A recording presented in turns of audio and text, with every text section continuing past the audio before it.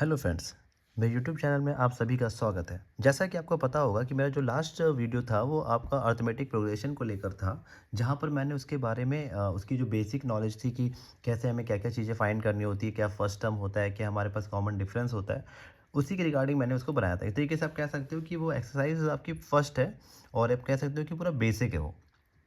आज हम उसी टॉपिक में आज हम उसके कुछ एडवांस क्वेश्चन कह सकते हैं आप या उससे लेवल अप क्वेश्चन को हम देखने जा रहे हैं। ओके, तो जैसे कि हमारे सामने एक बुक है जहाँ पर हम क्वेश्चन सॉल्व करने जा रहे हैं अर्थमेटिक प्रोग्रेशन को लेकर, जो कि बहुत अच्छे क्वेश्चंस हैं। आपको इसमें मज़ा आएगा क्वेश्चन में। तो आइए देखते हैं। जिन बच्चों ने भी मेरा अभी तक पहले वाला ईपी का टॉपिक नहीं देखा है वो प्लीज़ उसको जाके देखें, उसके बाद इस टॉपिक को देखें। उन्हें इन चीज़ों में बहुत ज़्यादा हेल्प होगा। ठीक है ना? तो चलिए स्टार्ट करते हैं। जैसे 9.2 मुझे पहला क्वेश्चन कह रहा है कि find the AP whose nth term is 7 - 3 and also find the 20th term. देखिए, इस एक्सरसाइज में, इस टॉपिक में बहुत सारे क्वेश्चन आपने देखे भी होंगे, 10 ईयर्स में पूछे जाते हैं। बस आपको इतना याद रखना है कि इन क्वेश्चन में क्या करना है कि आपको ये पता होना चाहिए आपसे क्या कह रहा है। जैसे कि फाइंड द एपी कह रहा है और एन टर्म दे रखा है, तो आपको कुछ नहीं करना, बस n = 1। और देखते हैं कैसे इनको सॉल्व करेंगे, क्या अप्रोच होनी चाहिए आपको इन क्वेश्चन को सॉल्व करने में। ओके, देखिए मुझसे यहाँ पे कह रहा है find the AP whose nth term is 7 - 3। तो मैंने क्या किया, मैंने यहाँ पर लिखा 7 माइनस, देखिए गिवन है मुझे, फर्स्ट क्वेश्चन है n टर्म इज 7 - 3 और फाइंड करना है हमें यहाँ पर 20th टर्म और साथ में हमें एपी बनानी है। तो आपको बस कुछ नहीं करना, कैसे आप करोगे, पेपर में क्या अप्रोच होनी चाहिए। सबसे पहले क्या करो, n = 1 ले लो। ठीक, लेट मैंने किया कि n = 1। अब उस जहाँ जहाँ पे आपको n दिखाई दे रहा है वहाँ पे इसकी वैल्यू रख दो। तो क्या होगा सर, अगर हम n यहाँ पर है तो फर्स्ट टर्म हमारा आया 7 - 3 × 1, तो 7 - 3, तो यहाँ पे क्या आ जाएगा, 4 आ जाएगा। अगेन अब क्या करो आप, n = 2 ले लो आप। तो क्या होगा, सेकेंड इक्वल टू आएगा 7 - 3 × 2, तो 7 - 6 या कह सकता हूँ 1 आ जाएगा। ठीक है ना? ऐसे ही आपने क्या किया, एक बार और आपने किया।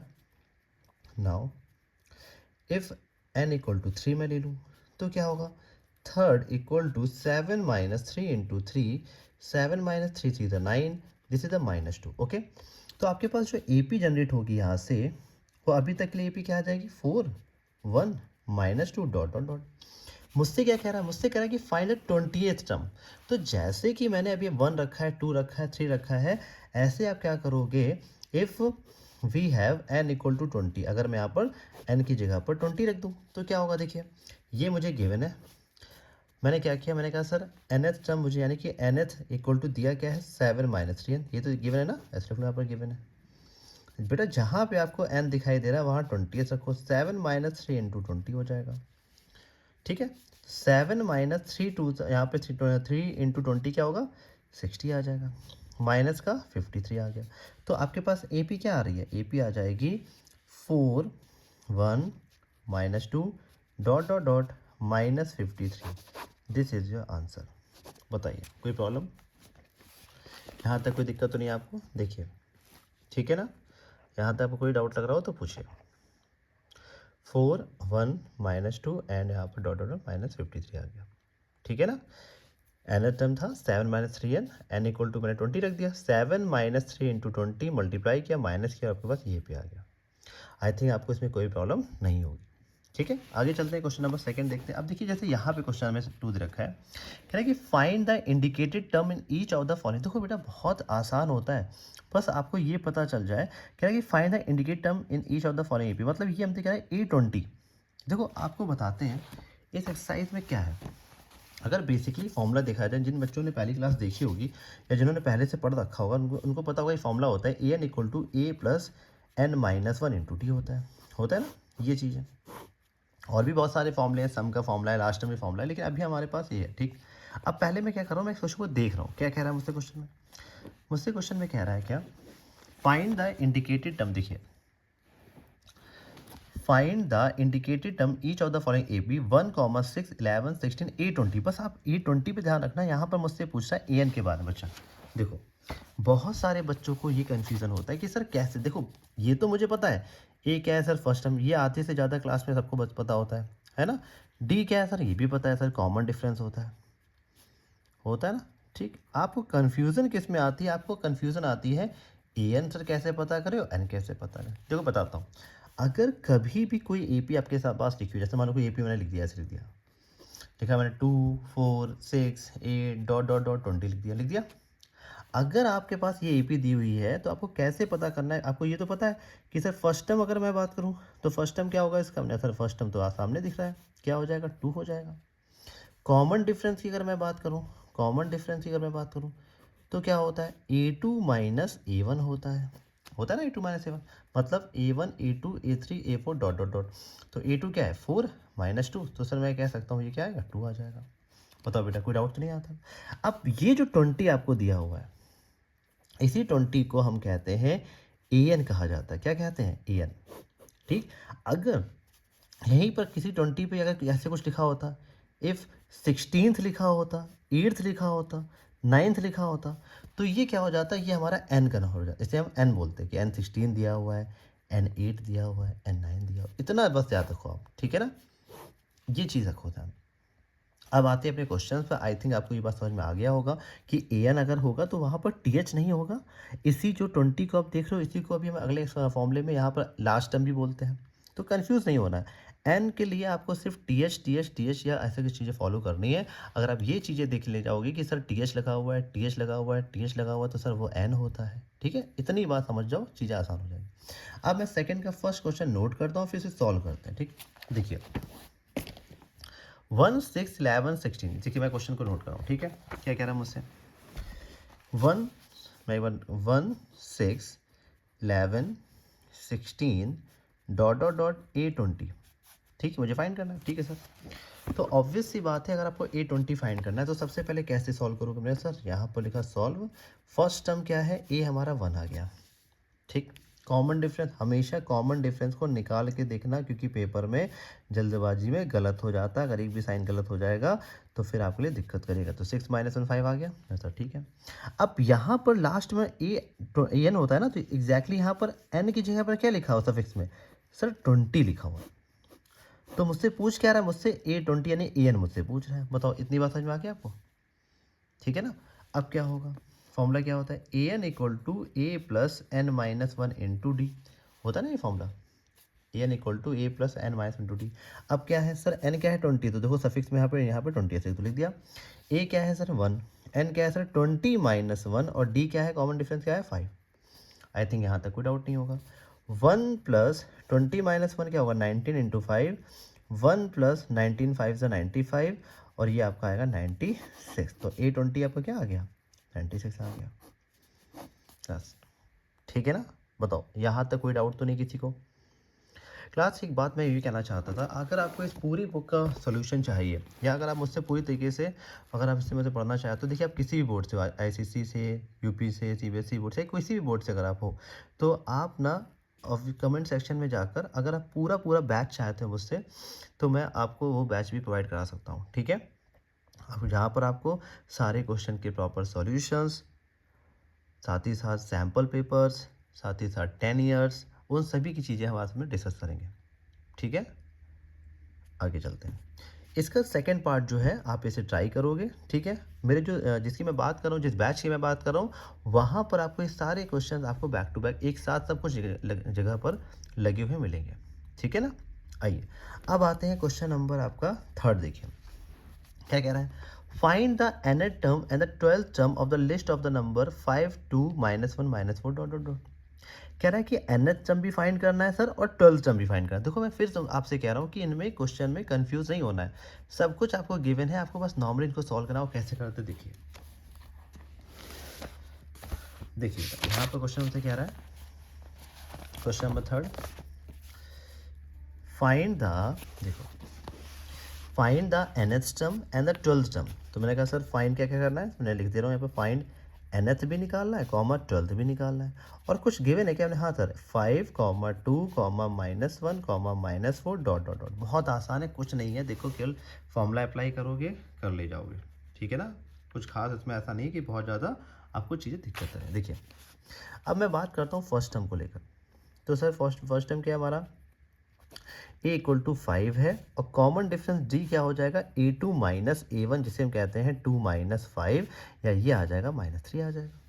ठीक है ना, ये तो होता है अपने पास। ठीक है sir, a n equal to होता क्या है, ए एन इक्वल टू होता है a plus n minus one into d. ये फॉर्मूला तो पढ़ा ही है आपने, ठीक, इंपॉर्टेंट फॉर्मूला है तो अच्छे से याद रखो। अब मुझसे किसकी बात रखा है, एन एच टर्म फाइंड करना। अरे तो क्या है प्रॉब्लम है, एन एच निकालना है, मतलब जहाँ पर एन है वहाँ एन ही रहने दो, तो ए एन हो जाएगा, हमने हो जाएगा। ए क्या है सर, फर्स्ट टर्म क्या है 5 है, एन तो बस ने कहा एन ही रखना है, और डी क्या है आपका -3। बताओ यहाँ तक कोई डाउट तो नहीं किसी को। मैं फिर कह रहा हूँ आपसे, कह रहा है फाइंड एन एथ, मतलब जहाँ पर एन है वहाँ पर एन ही रहेगा। अब क्या होगा, 5 प्लस -3 के अंदर मल्टीप्लाई तो -3n, ठीक है, एन ये क्या होगा माइनस माइनस प्लस का 3। बताओ बेटा कोई डाउट तो नहीं आता। 5 प्लस माइनस -3n, ये क्या होगा प्लस का 3, और सॉल्व करो तो 8 - 3n। तो पहला आपका आंसर ए एन का क्या आ गया, ए एन का आ गया 8 - 3n आ गया, ये पहला आंसर आ गया। बताइए कोई डाउट तो नहीं आता, यहाँ तक कोई प्रॉब्लम अगर आपको लग रहा हो तो बताइए, अगर कोई आपको लग रही है कोई चीज़ें दिक्कत कर रही हो तो बताओ।